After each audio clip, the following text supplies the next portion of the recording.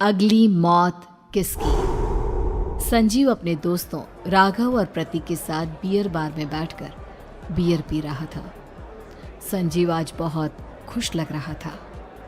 अरे यार, आज की पार्टी में तो मजा आ गया।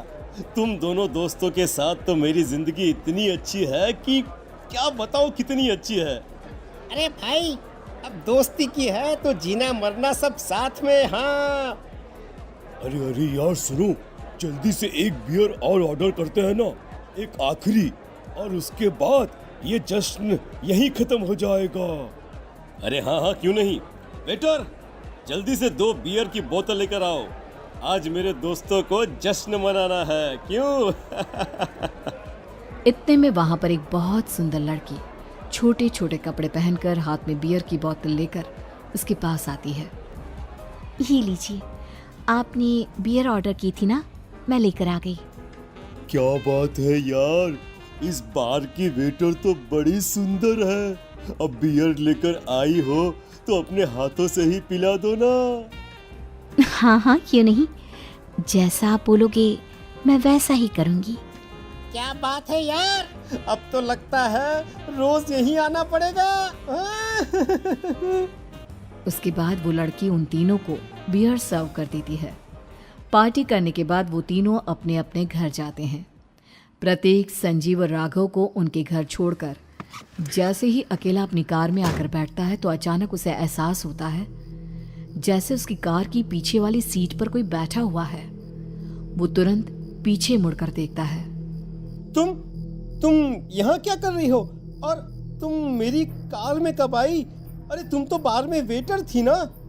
बस ऐसे ही मेरा दिल कर रहा था आपके साथ आपके घर चलने का, इसलिए मैं आपके साथ चली आई।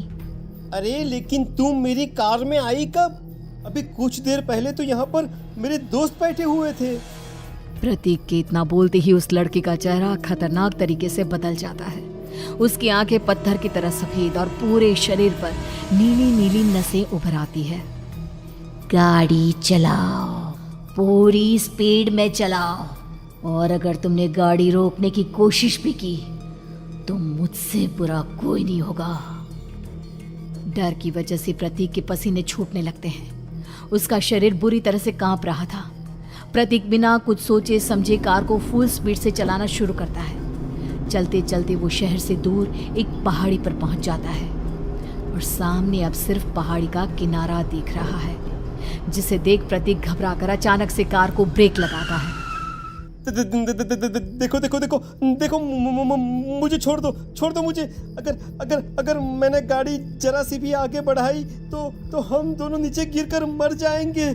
ये तो तुम्हें पहले सोचना चाहिए था ना। अब कुछ नहीं हो सकता।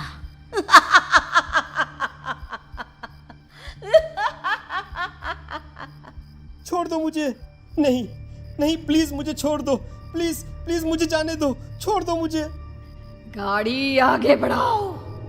और तभी अचानक से बिना प्रतीक के स्टार्ट किए उनकी कार आगे बढ़ती है और गहरी खाई में गिर जाती है। उसके चीखने की आवाज एक चारों तरफ सुनाई देती है।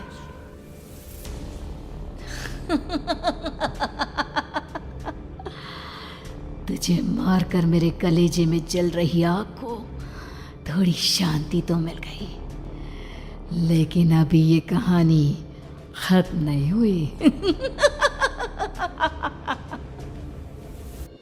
और फिर अगले दिन राघव और संजीव को पता चलता है कि प्रतीक की पहाड़ी से नीचे गिरकर मौत हो गई।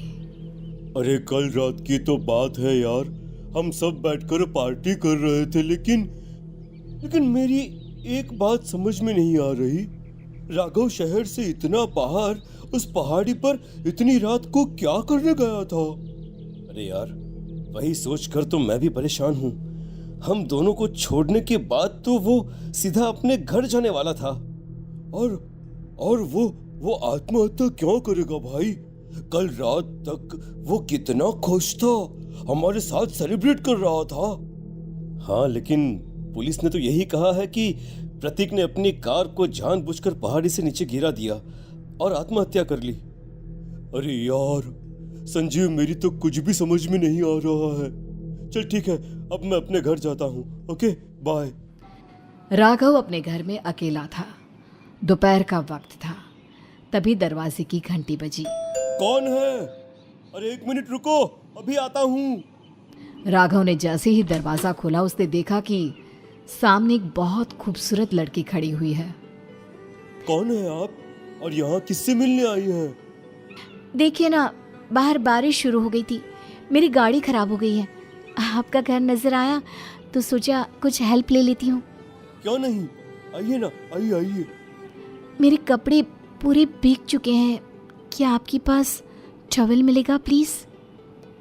राघव अपने बाथरूम से एक टॉवल लाकर उस लड़की को देता है। थैंक यू सो मच, अब मैं चलती हूँ। अरे इतनी क्या जल्दी है? आप चाहे तो बारिश रुकने तक यहाँ पर रुक सकती हैं। हाँ। लड़की ने पलटकर राघव की तरफ देखा। नहीं, मुझे जाना होगा, मेरा काम बाकी है। और वो वहां से चली गई। उस लड़की के जाने के बाद राघव अपने बाथरूम में नहाने के लिए गया और जैसे ही उसने बाथरूम में देखा तो उसका टॉवल वहीं पर लटका हुआ था। उसने टॉवल हाथ में लिया तो देखा कि उसका पूरा टॉवल खून के धब्बों से सना हुआ है। अरे अरे ये क्या? ये टॉवेल तो मैंने उस लड़की को दे दिया था। ये वापस मेरे बाथरूम में कैसे आ गया? और इस पर ये खून के धब्बे कहां से आ गए? राघव ने आईने में देखा तो उसकी गर्दन पर एक बड़ा सा चाकू का कट लगा हुआ था जिससे खून बह रहा था, जिसे देख राघव के होश उड़ गए। हाँ, अरे ये क्या? मेरी गर्दन इतनी ज्यादा कटी हुई है और मुझे दर्द भी नहीं हो रहा है। ये क्या हो रहा है मेरे साथ? राघव घबराकर बाथरूम से बाहर आया और अपना मोबाइल उठाकर उसने संजीव को फोन लगाया। संजीव जल्दी से मेरे पास आ जाओ। मुझे लगता है कुछ बहुत बड़ी गड़बड़ है, जल्दी आ जाओ। उधर से आवाज आई, लेकिन वो आवाज संजीव की नहीं बल्कि एक लड़की की थी। कुछ अजीब नहीं हुआ है, बस तुम्हारी मौत तुमसे मिलने आई थी और तुम्हें मारकर चली गई। अब तुम इस दुनिया का हिस्सा नहीं हो राघव, इसलिए तुम्हें अपनी गर्दन के कटने का दर्द भी महसूस नहीं हो रहा। नहीं, ऐसा नहीं हो सकता, ऐसा नहीं हो सकता। कौन हो तुम? तुम्हारी मौत। अब संजीव के पास खबर पहुंचती है कि राघव ने अपने ही घर में चाकू से गर्दन काटकर आत्महत्या कर ली।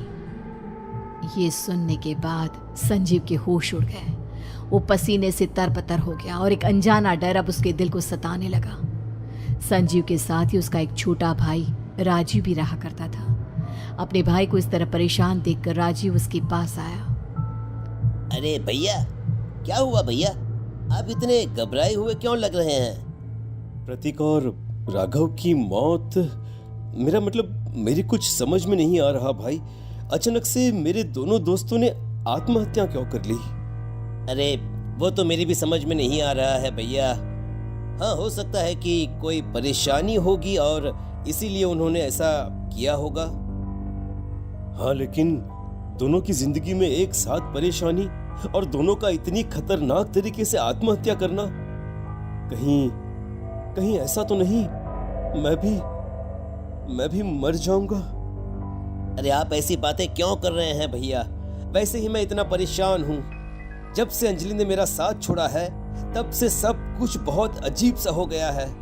रोज रात को डरावने सपने आते हैं। ऐसा लगता है जैसे अंजलि बार बार मेरे सपनों में आकर मुझे डराने की कोशिश करती है। अंजलि का नाम सुनते ही संजीव की आंखें फट गई और उसके गले में आवाज अटक गई। उसके चेहरे पर घबराहट साफ नजर आ रही थी। कौन थी वो लड़की जिसने प्रतीक और राघव को आत्महत्या की आड़ में मौत के घाट उतार दिया? और कौन थी अंजलि जो बार बार राजीव के सपनों में आकर उसे डरा रही थी? अंजलि का नाम सुनकर संजीव इतना घबरा क्यों गया? इन सवालों के जवाब जानने के लिए देखिए इस खतरनाक कहानी का अगला भाग।